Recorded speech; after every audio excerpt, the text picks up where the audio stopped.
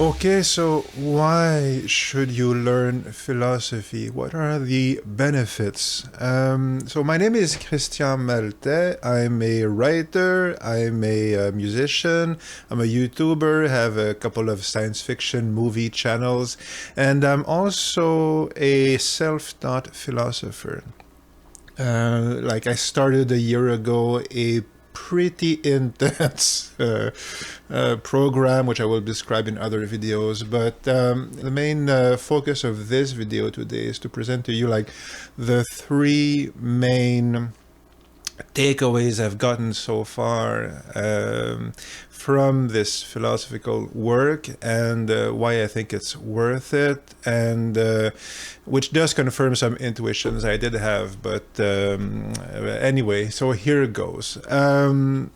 Number one is that, okay, so we think we're rational people, like human beings. It's almost the definition we have in our minds of what a human being is, a rational creature. But we're not really. We're not, I won't say at all, but we're barely rational.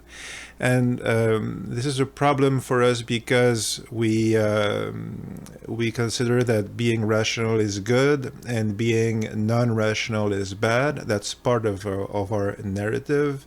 But that's precisely the problem. It's a narrative. And fundamentally, like the default setting of human beings is that we're actually narrative-based creatures, like animals. We create stories, and that's a good thing. That's by necessity. Like that's how we're wired.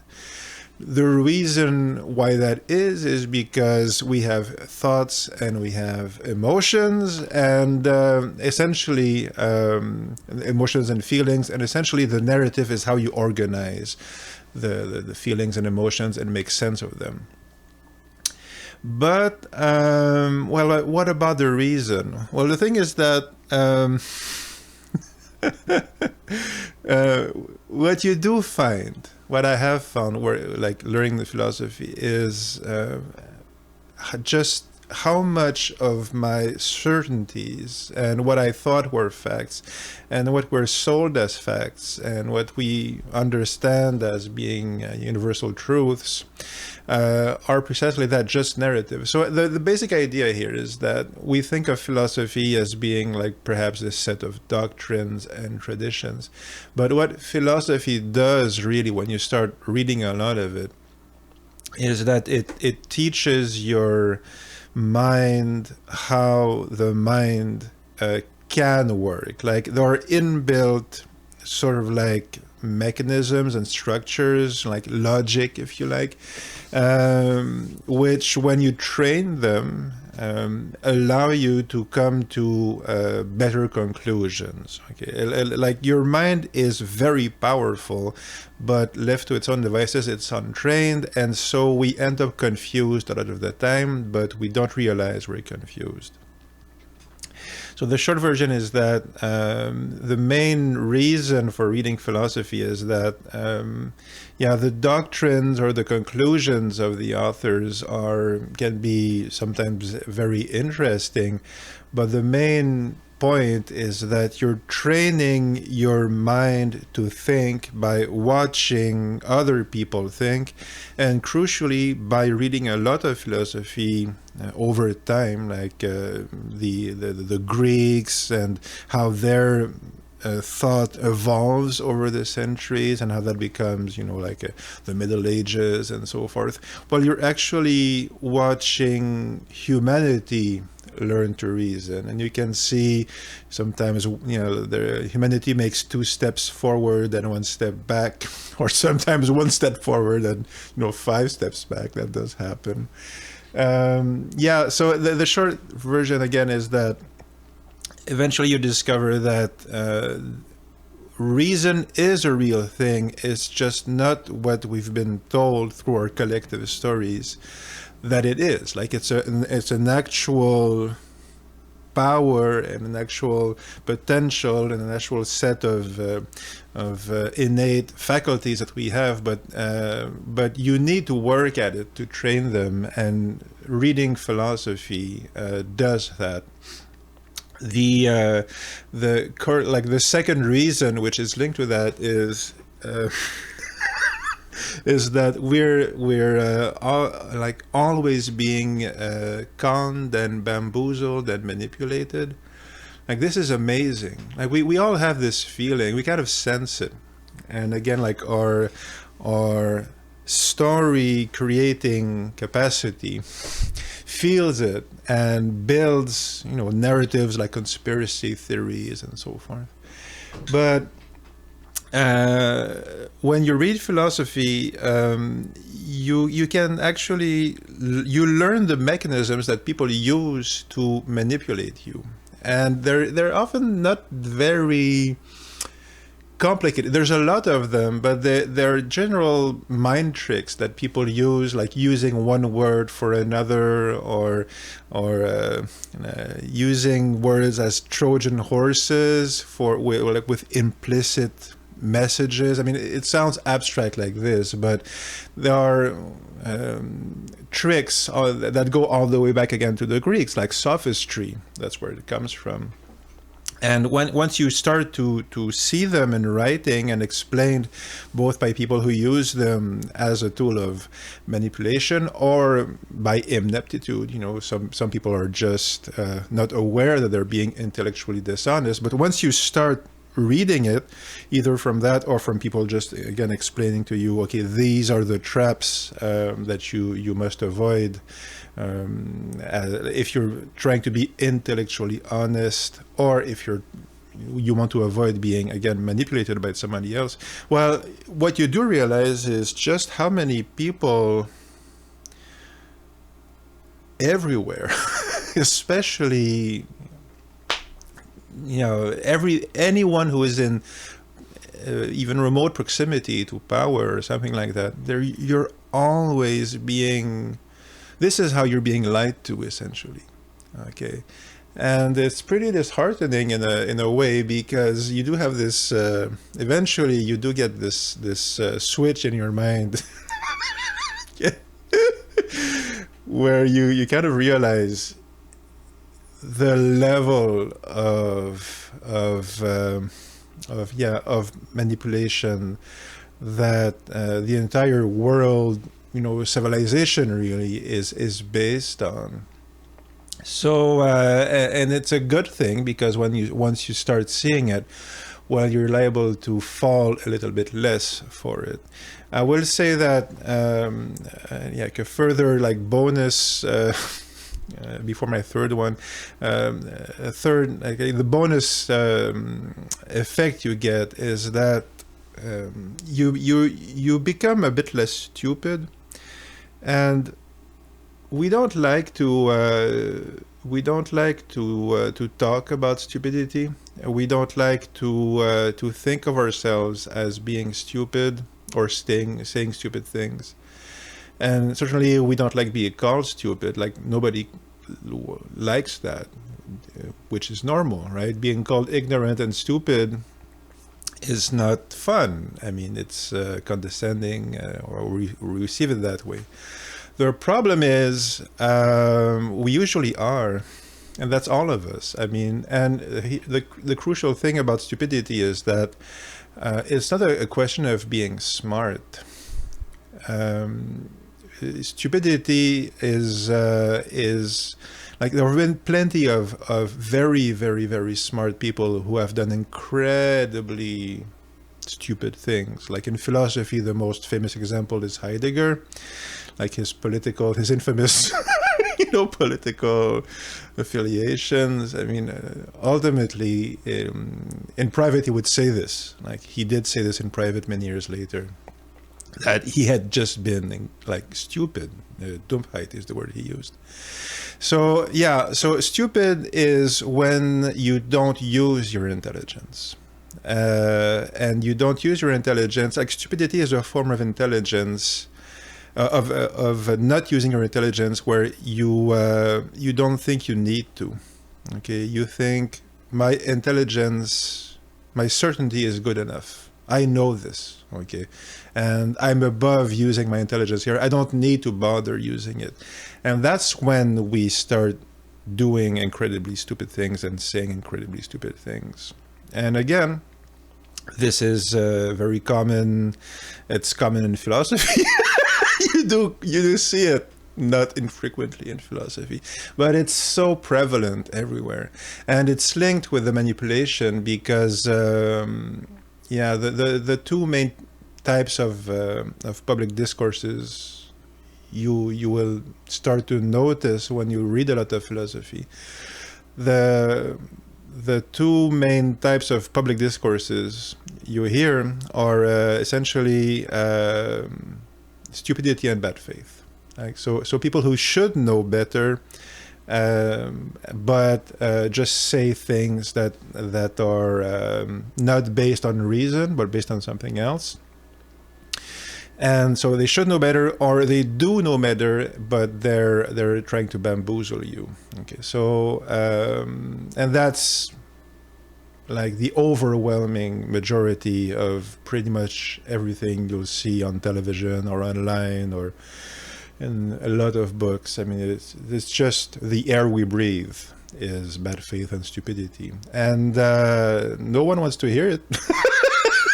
No one's to. It's not comfortable, but it just is. So the key thing is, why did I embark in this whole thing? Is because I wanted to be not stupid. I wanted to use whatever intelligence I might have to good purpose, to use it, wisely and well, and in good faith. So it's for myself. It's an act of self-discipline. Okay, it's a empowerment, or it's just making yourself accountable to yourself, is what philosophy ultimately for me is for. So avoiding being stupid and avoiding being bad faith, it's not only to recognize it in others, but to recognize it in yourself, because we all do it. It's one of those things that human beings just tend to do. And ultimately, in truth, the main reason you want to learn philosophy is to stop being so stupid and to recognize when you're being in bad faith, and to hold yourself accountable to a better version of yourself, for yourself. That is the point. For you do this. Okay. But that's not my third reason. My third reason for learning philosophy is that it's actually a lot of fun. I mean, of course, it's a steep hill to climb pretty often. Some authors are extremely hard to read, like I mentioned Heidegger, but it seems like there's a lot of philosophers that are excruciatingly hard to read at first, and all in different ways. Like Heidegger's difficulty is different from Kant's difficulty, is different from Aristotle's difficulty, and so forth. And some of them are very easy to read, or easier to read, but that does not make them necessarily philosophically more true.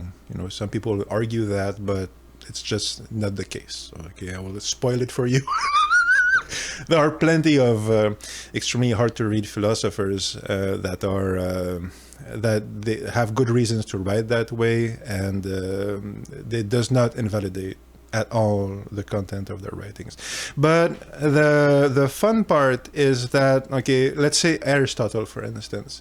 Well, he's notoriously hard to read, and at first I found him very irritating and did not understand a word. I just hated it, but I had told myself I would read all of Aristotle, which I did, like all of Plato, all of Aristotle. Now I'm reading Plotinus and the Stoics. So anyway. But what I did find with Aristotle is, after a while, you kind of get the general feel of how he writes. So you get used to it, essentially. And while it's never really graceful, it kind of becomes enjoyable after a while. And What is truly enjoyable about Aristotle, and again, it's just one example of a difficult philosopher that turns out to be a lot of fun, is that you can see, okay, there's a beauty to what he's doing, to what Aristotle is doing. Like he's learning how his own mind works, like how the human mind works, and he's building like this methodical system, if you like, and applying it to, ethics and zoology and poetics and all these things, right? So at the end, when I finished reading Aristotle, first of all, eventually I realized that I would be reading this guy my whole life, because it's just so rewarding. There are really boundless treasures you start to pick up when you read these things.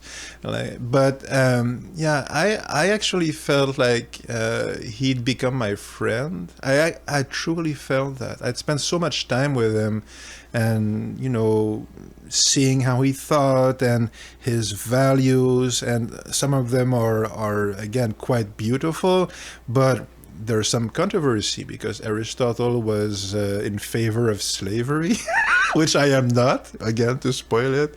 So that's, again, and it's linked with the stupidity question, because on this matter, I would argue that Aristotle is being stupid. But, there's a lot of depth to be mined in that direction. Anyway, so the short version is that I just got so much out of it, even if I understood 5-10% of what I read, really. It was just the first. I just did one reading, and these are works that you need to read your whole life, like 30, 40, 50 times. And I probably won't read the second Analytics 50 times. I don't think, but certainly the different ethics, Nicomachean and Odim ethic, the other one, whatever. I mean, a lot of these books, like the Politics, I thought were fantastic. So these are books that you will read again over and over, and because there's just so much there that enriches your own journey in life. So you're not reading this to follow a leader. You're reading this to become your own leader and a better version of that leader. It's really like it truly is self-improvement, okay? And that's incredibly fun. And as I said, you start to feel like the personality of the philosopher. And there's a famous, I will finish with that because I could continue for a long time, but there's a very famous passage in Kant's Critique of Pure Reason, and I haven't read the whole book yet. It's planned for the end of this year in my personal program, which you can find on my Substack, links in the description. But the fact is that Kant's Critique of Pure Reason is one of those notoriously difficult works, and I had tried recently. I tried a couple of times to read it, 2-3 times, and the most recent was about 2 years ago, and the failure of that, I made it about 100 pages through, and I failed miserably. I did not get it at all. It felt like hitting a brick wall, really, with your head. So I stopped and I said, this is not working. I'll just read the entire philosophical corpus. This is what I decided to do. I will just read the whole damn thing, and I'll start with the Greeks and work my way up all the way to the 20th century. Okay. So, but I mentioned this because there are two pleasurable elements here. The first is that, so Kant is famous for, Kant, I guess you should pronounce it, is famous for this moment in the Critique of Pure Reason where he's putting forth this very meticulous, argument, and it seems very involved, like very somewhat scientifically worded, logical, whatever. It's like very complicated to read, and you're reading 100 pages of what is he talking about? What is this? This makes no sense at all. And you reach like, I don't know, maybe page 100, 150. And there's this very famous turn where you get it. If you've followed so far his reasoning, he pulls the rug out of you, under you, essentially, and I forget like the epistemological. There's a name for it, but and he ends up saying, "Well, this shows you that you create your interpretation of the world with your mind, essentially. Like it's not that, but it's you're projecting reality out of what your basic mental tools are, which are the concept of time and the concept of space. From what I understand is the basic idea." And again, the idea here is the pleasure of reading it. And I had been told many years before, more than once actually, but that when you get that, when you understand that in Kant's Critique of Pure Reason, I get this very hard to understand, very laborious piece of writing. When you get that to that point in the book, and you understand what he's doing and what he's saying, it's one of the most joyous, orgasmic, also almost reading experiences on earth. I mean, it's almost like a Sainte Thérèse d'Avila experience. I mean, it's so brilliant and profound. And you read that, like, really, like you're talking about like, almost like this sexual thing, or you know, this life-altering event. And it seemed very strange to me. But a few months ago, I was reading, I was listening to an audiobook in German, mind you, because I'm also learning German. And I got to that part. And first of all, I didn't understand a lot of it. Okay, I can't follow everything that Kant is saying. But having reread it recently, now that I've read Plato and Aristotle, in particular Aristotle, it just seems a lot easier to read. It just is, okay? Because I have part of the same baggage that he had, that Kant had. So it's just simpler. It doesn't come off to me as this wall of meaningless text. You know, it's okay. This makes sense. This makes sense. This makes sense. A lot easier to read. And I was listening half awake to this German reading of Kant's of Critique of Pure Reason, which again I barely understand fractions of it. But even then, it got to that part, the turn with time and space, and I had the experience. I had the rush of pleasure. I had the, oh my God, that's so I had it. And like, this is so cool. And I only realized later that this is probably what those people were referring to. You know, I'm like, man, that's amazing. That's astounding, this little bit of text. And I felt the wave of you know, pleasure is the word. It is. You know, it sounds crazy, but that's what it is. And then I said, oh, that must be what those people are talking about. So there's that. Obviously, few philosophical books have that level of, you know, of mind-blowing, you know, life-altering, you know, depth and of experience. But I'll finish with, you know, with Heidegger. I mean, I've been rereading Heidegger, who's one of those other authors who's reputed to be very difficult, and it makes a lot of sense now. It's a lot easier to read. It makes more sense. I still need to work at it, because he's very meticulous and you have to follow along. But it's not, it's not jargon. It's not, I mean, there's a point to what he's saying, and there's a reason why he's saying it in that particular way. I mean, you can critique him for it. There's valid criticism of the fact that he chose this pretty convoluted way of saying things, but it works for what he's doing. I mean, there's a good reason.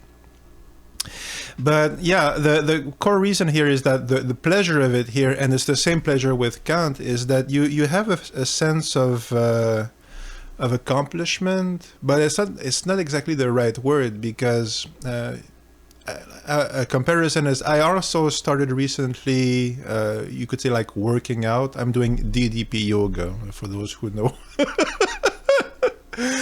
But I've been doing it for 3 months, and I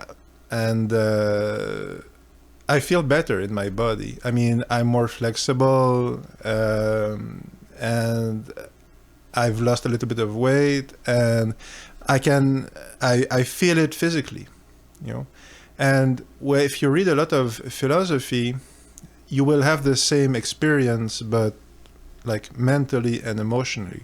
Okay, we don't realize how stuck in our ways or mental joints, if you like, are. How mired in our own comfort and the